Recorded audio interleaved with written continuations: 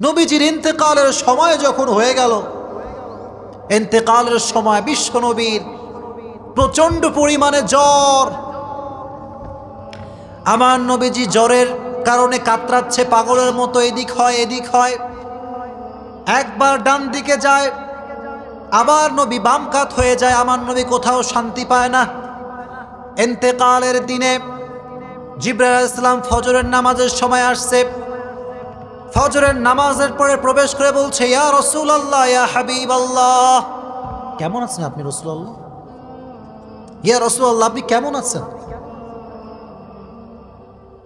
আল্লাহর হাবিব বললেন, জিবরাইল, আমি বেশি একটা ভালো নাই, আমি বেশি একটা ভালো নাই, কারণ আমার পুরো শরীরটা জ্বরে আমি পাগল হয়ে যাচ্ছে, আমি অজ্ঞান হয়ে যাব। জিবরাইল বললেন, ইয়া রাসূলুল্লাহ, আজকে একজন ফেরেশতা আসছে। এই ফেরেশতা কারো কাছে কখনো অনুমতি চায় না। এই ফেরেশতা আজকে আপনার কাছে আসার জন্য অনুমতি চায়। সে কি আসতে পারে ইয়া রাসূলুল্লাহ? আল্লাহর হাবিব বললেন, যাও তাকে নিয়ে আসো। মালাকুল মউত আসছে, আজরাইল এসে বলছে, আসসালামু আলাইকুম ওয়া রাহমাতুল্লাহ। সুবহানাল্লাহ, সুবহানাল্লাহ। রাসূল আপনাকে সালাম, আপনাকে সালাম, ইয়া রাসূলুল্লাহ, ইয়া হাবিবাল্লাহ, আপনাকে সালাম।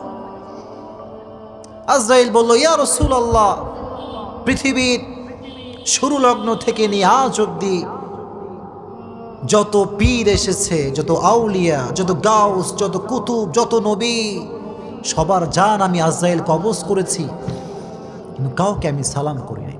You are the first person, আপনি প্রথম মানুষ যাকে আমি জিবরাইল সালাম করেছি। সুবহানাল্লাহ, আমি আপনাকে সালাম করেছি। আল্লাহর হাবিব বললেন, বলো কি করতে চাও বলো। মালাকুল মউত বললেন, ইয়া রাসূলুল্লাহ, আল্লাহ আপনার দিদারের জন্য অপেক্ষা করছে। সুবহানাল্লাহ। মালাকুল মউত বললেন, ইয়া রাসূলুল্লাহ, তবে একটা কথা আপনাকে আমি অবগত করতে চাই। আল্লাহ তাআলা আমাকে বলে পাঠিয়েছেন, এই মালাকুল মউত, আজকে তুই যার জান কবজ করবি উনি কিন্তু সাধারণ কোনো মানুষ নয়। এই মালাকুল মউত, স্টপ, শুনে যা, আমি যা বলি শুনে যা। আমার আল্লাহ আমাকে বলে দিয়েছে, আমার রসুল যদি থাকতে চায় রেখে দিবি, আসতে চাইলে নিয়ে আসবি। সুবহানাল্লাহ পড়েন। আমার নবীজির ইন্তেকালের সময় বিশ্বনবীর জামাতারা কাঁদছেন, বিশ্বনবীর সব স্ত্রীরা পাগলের মতো কান্না করছেন, নবীজির মেয়েরাও কান্না করছেন। সবচাইতে বেশি যেই মেয়ে কান্না করছেন তার নাম হচ্ছে ফাতেমা রাদিয়াল্লাহু তাআলা আনহা। মেয়ে, নবীজির কলিজার টুকরা মেয়ে ফাতেমা রাদিয়াল্লাহু তাআলা আনহা পাগলের মতো কাঁদছে, আব্বা আর থাকবে না, আব্বার সময় শেষ হয়ে গেছে। ফাতেমা চোখের পানি ছেড়ে ছেড়ে কাঁদছে। আল্লাহর হাবিব বললেন, ফাতেমা তুমি আমার কাছে শোনো, ও আমার মেয়ে, তোমার কান্না করার কোনো কারণ নাই, তুমি আমার কাছে চলে আসো। ফাতেমা রাদিয়াল্লাহু তাআলা আনহা যখন বাবার কাছে আসলেন, বিশ্বনবী বললেন, ও ফাতেমা, তোমার কানটা আমার মুখের কাছে নিয়ে আসো। ফাতেমা রাদিয়াল্লাহু তাআলা আনহা নিজের কানটা বিশ্বনবীর মুখের কাছে নিয়ে আসলেন। আমার নবী কি যেন বললেন, আস্তে আস্তে কি যেন বললেন। ফাতেমা পাগলের মতো কাঁদছিল। ফাতেমা চুপ হয়ে গেল। হঠাৎ করে ফাতেমা সাইলেন্ট, একদম চুপ। আম্মা জান আয়েশা রাদিয়াল্লাহু তাআলা আনহা দূর থেকে এটা দেখছেন যে বাবা মেয়ের মধ্যে কথা হচ্ছে। বাবা মেয়েকে কি যেন বললো আর মেয়ে চুপ হয়ে গেল। ফাতেমা চুপ হয়ে গেছে, আর কোনো কান্না নাই। আয়েশা রাদিয়াল্লাহু তাআলা আনহা ডাকলেন, এই ফাতেমা শোনো, তোমার বাবা তোমার কানে কানে কি বলেছে আমাকে একটু বলো, কি বলেছে বলো। ফাতেমা রাদিয়াল্লাহু তাআলা আনহা বললেন, আমার বাবা আমার কানে কানে এই কথা বলেছে। ফাতেমা তুমি কেঁদো না, কারণ আমি বাবা হিসেবে আমার মেয়ের চোখের পানি সহ্য করতে পারি না। তুমি কেঁদো না ফাতেমা, টেনশন করো না, আমি মৃত্যুর পরে, আমার মৃত্যুর পরে সর্বপ্রথম সাক্ষাৎ ফাতেমা আমার তোমার সঙ্গেই হবে। সুবহানাল্লাহ। ফাতেমা রাদিয়াল্লাহু তাআলা আনহা টের পেয়ে গিয়েছেন যে আমার বাবার পরে সবচেয়ে সবার পূর্বে যার ইন্তেকাল হবে সেই হচ্ছে আমি ফাতেমা রাদিয়াল্লাহু তাআলা আনহা। কোন সুবহানাল্লাহ। ফাতেমা চুপ হয়ে গিয়েছে। আজরাইল যখন বলছে ইয়া রাসূলুল্লাহ জান কবজ করার সময় হয়ে গেছে, কি করবেন করেন। বিশ্বনবী বললেন যে আমার স্ত্রীকে ডাকো, আয়েশাকে ডাকো, আমি আমার বউয়ের সঙ্গে শেষ কথা বলতে চাই। নবীজি মারা যাবে, বলছে আয়েশাকে ডাকো, আমার বউকে ডাকো, স্ত্রীকে ডাকো। আয়েশা রাদিয়াল্লাহু তাআলা আনহা যখন আসছে বিশ্বনবীর দরবারে, বিশ্বনবী বলছেন ও আয়েশা, তোমাকে যে আমি একটা টুকরা স্বর্ণ দিয়েছিলাম সে স্বর্ণটা কোথায়? সে স্বর্ণ তুমি কোথায় রেখেছো? আয়েশা রাদিয়াল্লাহু তাআলা আনহা বললেন ইয়া রাসূলুল্লাহ, ওটা তো আমি যত্ন করে রেখে দিয়েছি আল্লাহর হাবিব, ওটা আমি যত্ন করে রেখে দিয়েছি। আল্লাহর হাবিব বললেন এটা সদকা করে দাও। আমি মুহাম্মদ আল্লাহর কাছে এমন অবস্থায় সাক্ষাৎ করতে চাই না যে আমি মুহাম্মদ এক ফোঁটা স্বর্ণের মালিক। সুবহানাল্লাহ। দান করে দাও, এটা লাগবে না, এটা দান করে দাও, এটা দান করে দাও। একটা স্বর্ণের মালিক আমি মুহাম্মদ, এই অবস্থায় আমি আল্লাহর সঙ্গে দিদার লাভ করতে চাই না, দান করে দাও এটা। ওমর ফারুক রাদিয়াল্লাহু তাআলা আনহু একবার বিশ্বনবীর ঘরে আসলেন, এসে দেখলেন দো জাহানের সর্দার, দো জাহানের বাদশাহ, দুনিয়ার বাদশাহ, আখিরাতেরও বাদশাহ ঘরের ভিতরে শুয়ে আছে। বিশ্বনবীর ঘরটা কেমন আমি একটু বলে দেই, আপনারা শোনেন। ধৈর্য কারে বলে একটু শোনেন, তাকওয়া কারে বলে একটু শোনেন। And try to feel this matter and try to think about on this matter. একটু ভাবেন না। ওমর এসে অবাক হয়ে গেল, আল্লাহর হাবিব শুয়ে আছেন, কোনো খাট নাই, কোনো কম্বল টম্বল কিচ্ছু নাই, রসুলের ঘর, পুরো ঘরটা ফাঁকা। রসুলের ঘরে একটা মাত্র চাটাই আছে, চাটাই। নবীজি চাটাইয়ের উপরে শুয়েছে তো পিঠ সব দাগ হয়ে গিয়েছে, পুরোটাই পিঠ দাগ আর দাগ। আমার নবীজি পান করবে, কোনো সুন্দর জগ নাই, গ্লাস নাই, একটা গ্লাস, সামান্য একটা পানির পেয়ালা ঘরের এক কোনায় পড়ে আছে, উল্টে পড়ে আছে। ওমর বলল ইয়া রাসূলুল্লাহ, আপনি আমাকে একটা সুযোগ দেন, আপনি দো জাহানের সর্দার, ইয়া রাসূলুল্লাহ, আপনার ঘরে একটা কম্বল নাই, আপনার ঘরে একটা চাটাই নাই ইয়া রাসূলুল্লাহ, আপনার ঘরে একটা খেতা নাই ইয়া রাসূলুল্লাহ, আমাকে একটা সুযোগ দেন, আমি একটা খেতা নিয়ে আসি, একটা কম্বল নিয়ে আসি।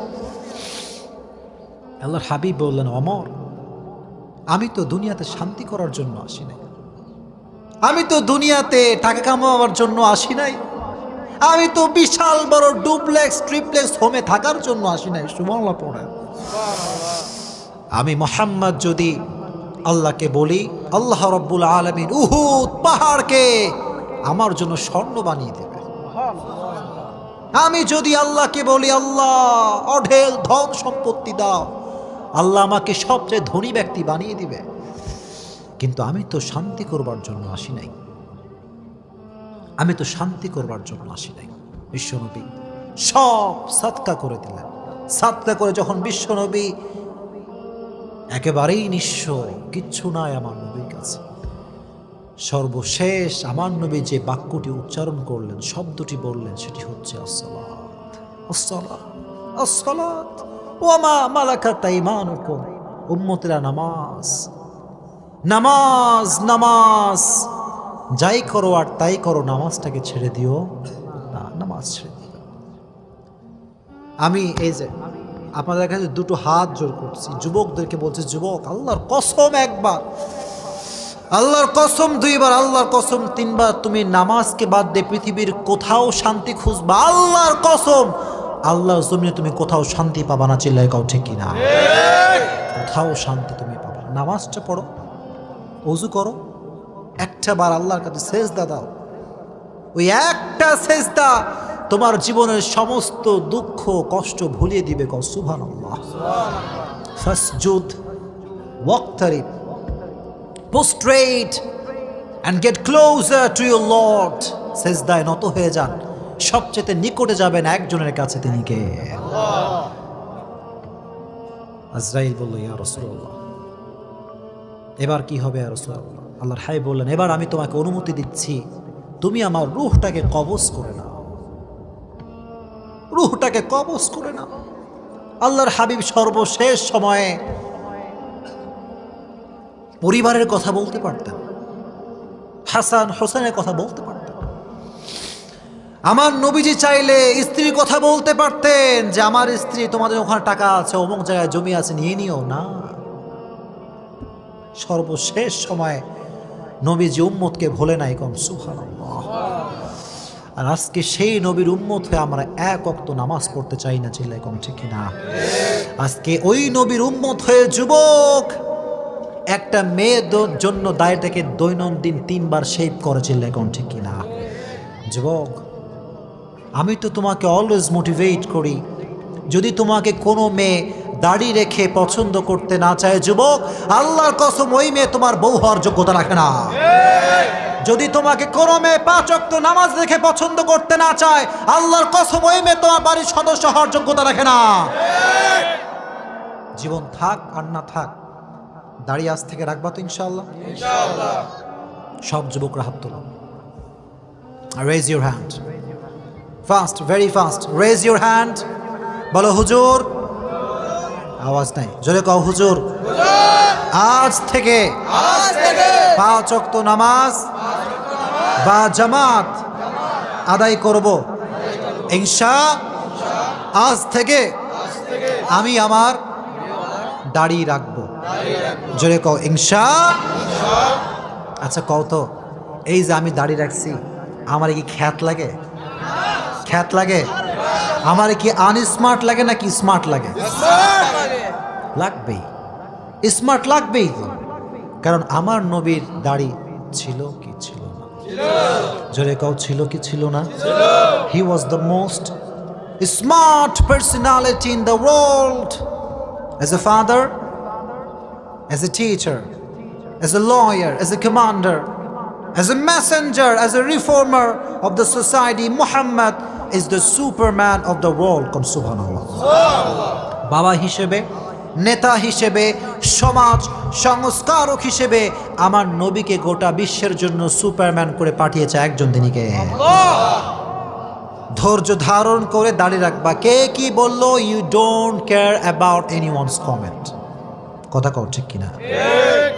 প্রোফাইল পিকচার দিবা দাড়ি রাখা। দেখো এই যুবক, প্রোফাইল পিকচার দিবা দাড়ি রাখা, আর ক্যাপশনে লিখবা তোর যা মন চাই লিখে যা, আই ডোন্ট কেয়ার।